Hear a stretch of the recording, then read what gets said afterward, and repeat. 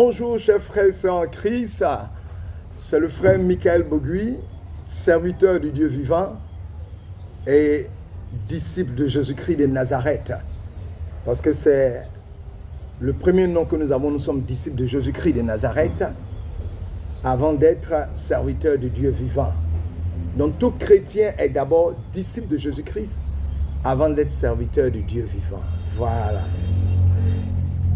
Je suis là ce matin pour que nous puissions échanger sur la parole de Dieu. Oui, la parole de Dieu est Jésus-Christ de Nazareth. Parce que Jésus-Christ de Nazareth, c'est lui qui est au centre de toute l'attention de la Bible.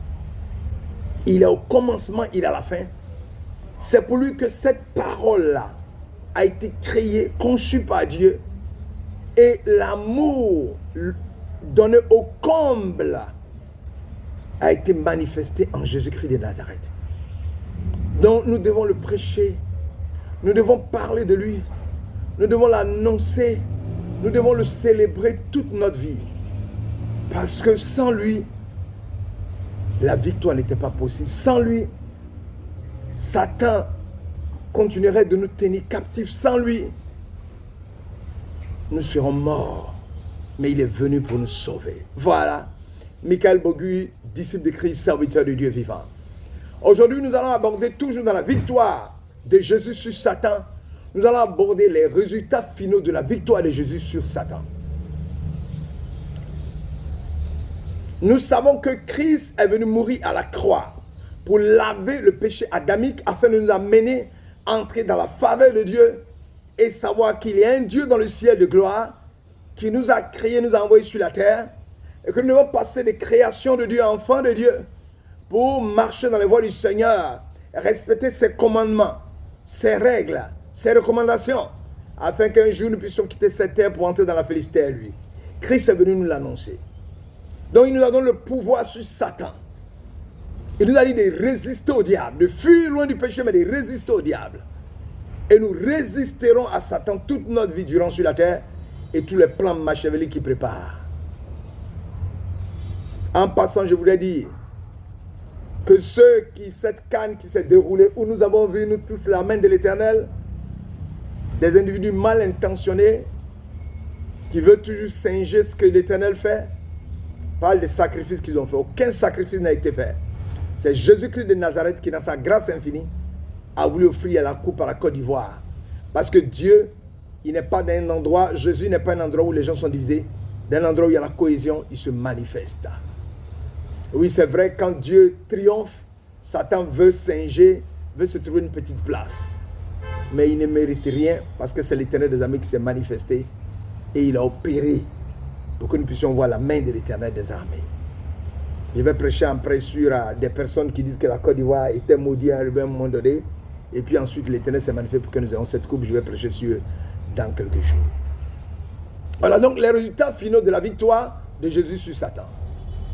Le livre d'Apocalypse nous décrit les différentes étapes. Mais nous allons prier d'abord. Père, toi qui es le créateur du ciel et de la terre, et tant aimé pour me bénir. Bénis les frères et sœurs qui vont écouter ce message. Éternel, ce message, c'est le résultat, les résultats finaux de la victoire de Jésus sur la croix. Père, édifie-moi, édifie les frères dans le nom puissant de Jésus. Alléluia. Amen. Voilà. Le livre de l'Apocalypse nous décrit les étapes de l'exécution du jugement de Satan. C'est-à-dire, il est neutralisé, les vaincus, parce que Christ est venu enlever la condamnation qui pesait sur nous. Mais le jugement a été déjà prononcé et ce jugement court et va à son terme. Voilà. Et le livre de l'Apocalypse est là pour nous révéler comment tout va finir dans ce qu'on appelle l'eschatologie, la fin de toute chose. Oui, la révélation est donnée dans l'Apocalypse. Dans le livre de l'Apocalypse, nous décrit les étapes de l'exécution du jugement de Satan. Dans le chapitre 12 de l'Apocalypse, où nous apprenons que Satan est l'accusateur des enfants de Dieu, des frères en Christ. Il a été toujours l'accusateur des hommes de Dieu au temps de Jésus. Avant Jésus même, il était l'éternel accusateur. Aujourd'hui, il est toujours notre accusateur. L'accusateur des frères et des sœurs en Christ. Oui, Satan nous accuse devant Dieu jour et nuit, selon le verset 10. Il est écrit, j'entendis dans le ciel une voix forte qui disait, maintenant, le salut est arrivé, et la puissance et le règne de notre Dieu et l'autorité de son Christ, car il a été précipité l'accusateur de nos frères, celui qui les accusait devant notre Dieu jour et nuit. Satan passera le temps à t'accuser. Satan ne peut pas produire ce qui est bon. On dit il est là pour égorger, détruire, voler. Accuser, c'est son travail. Donc ne le suis pas, il ne sortira rien de bon là-bas. Je te le dis mon frère. Suis l'Éternel, amis, suis Jésus-Christ de Nazareth. Respecte ce commandement et les grâces de Dieu vont t'accompagner. Jean assiste à un combat dans le ciel. Au moment où il a la révélation. Michel Lacan et ses gens luttent contre Satan et ses anges, les chassent du ciel et les précipitent sur la terre. Oui, c'est ce qui s'est passé.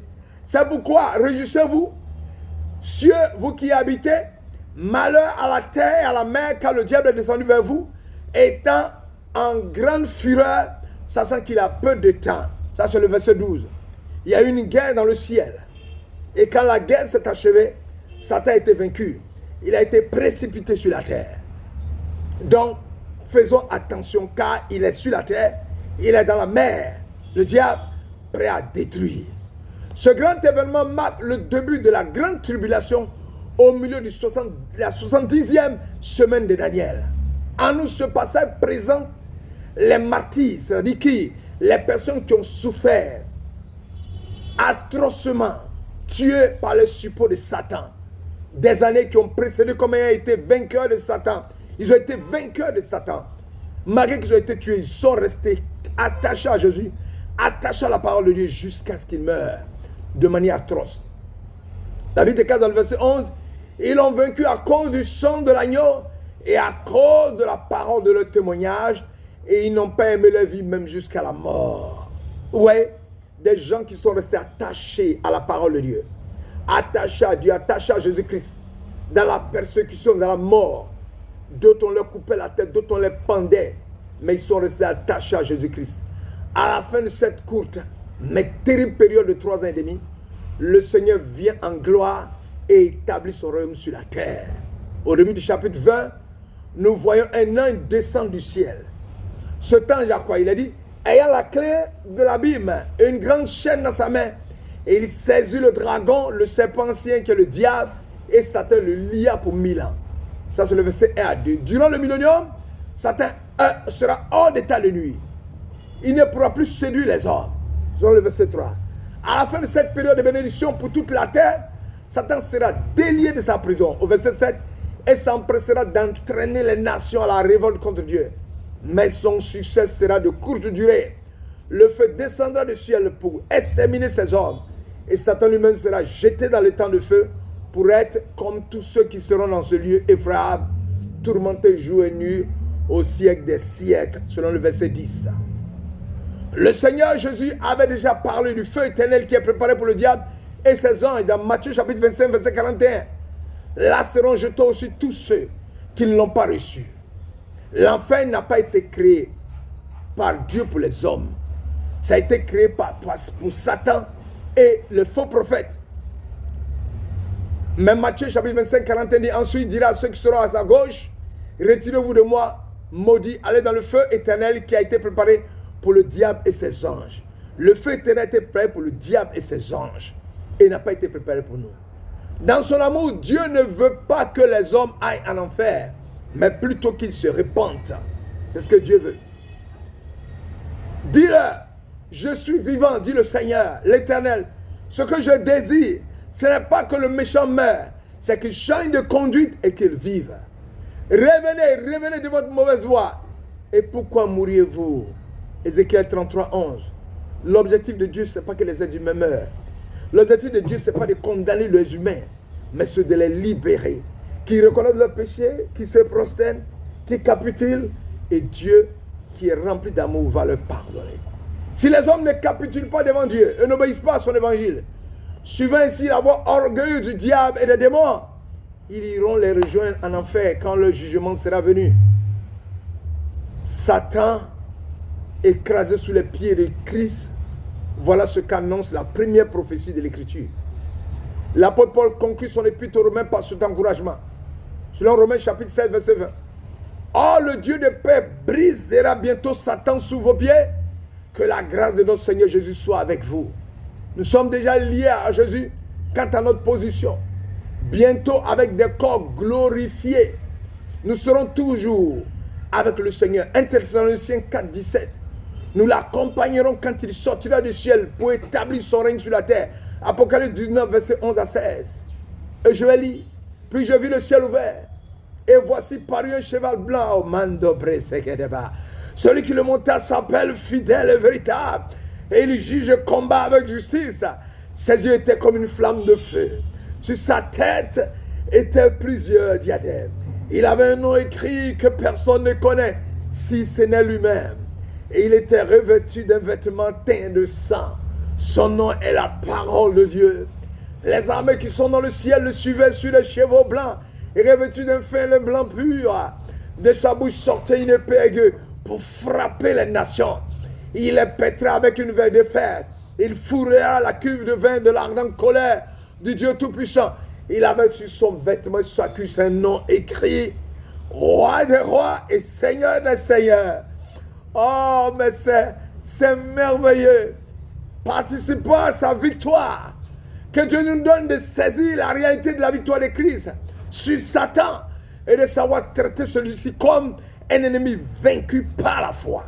Oui, traitons-le comme un ennemi vaincu par la foi. Satan a été vaincu par Christ à la croix. Il a été vaincu par Christ d'abord au désert où il a triomphé. Selon Matthieu chapitre 4, verset 11, Christ est sorti puissant, doublement rempli de puissance de Dieu. Il a triomphé de Satan à Gethsémani. Parce que Satan voulait l'empêcher d'aller à la croix. Il a triomphé de Satan à la croix en prenant le péché de l'humanité. Il a brisé, détruit les ordonnances qui nous condamnaient. Il a dépouillé Satan. Il a offert un spectacle. Il a triomphé de lui à la croix. Et encore, bientôt, dans l'Apocalypse, il va triompher de Satan, le lier, le mettre dans le temps de feu pour un moment donné. Et il va sortir après le briser, le neutraliser, l'écraser et triompher. C'est pour te dire que Dieu nous donne de saisir la réalité de la victoire de Jésus-Christ sur Satan. Il avait sur son vêtement, sa cuisse, un nom écrit, Roi des rois et Seigneur des seigneurs. Oh Jésus, viens régner sur la terre et viens convaincre les chrétiens, les enfants de Dieu et le monde entier que Satan n'a pas de pouvoir et que Jésus-Christ est tout puissant et qu'il écrase Satan, il le neutralise, il a déjà neutralisé et il va le vaincre définitivement pour que nous puissions vivre avec lui dans la félicité. Oh Père éternel, merci pour cette parole. Mon frère et ma soeur, Satan n'a pas de pouvoir. Les sorciers n'ont pas de pouvoir. Les démons n'ont pas de pouvoir. Les marabouts n'ont pas de pouvoir. Les féticheurs n'ont pas de pouvoir. C'est Jésus-Christ qui a le pouvoir. Crois en Jésus, marche à lui et tu n'auras peur de personne. Tu craindras Dieu, Dieu te protégera, il te couvrira de sa puissance, sa grâce sera avec toi. Et tu marcheras victorieux en cassant et détruisant tous les plans de Satan, en dégageant les démons, en neutralisant les forces sataniques. Oui, Christ a fait ça pour toi. Il t'a donné la victoire. Sache qui tu es. Tu es le fils d'un prince. Tu es un sacerdoce. Tu es un sacerdoce royal. Tu es une nation bénie. Tu es un peuple acquis. Et l'Éternel est avec toi. Crois et tu verras la gloire de Dieu. Que l'Éternel te bénisse. Que sa grâce soit sur toi. Père éternel, bénis mes frères et ceux qui ont écouté ce message. Qu'ils sachent que Christ est tout puissant. Qu'ils marchent avec Jésus, qui n'ont rien à craindre. Parce que Christ a triomphé de Satan. Alléluia. Amen. Soyez bénis dans vos maisons. À vos allées, à votre travail, à votre retour dans le nom puissant de Jésus. Alléluia. Amen.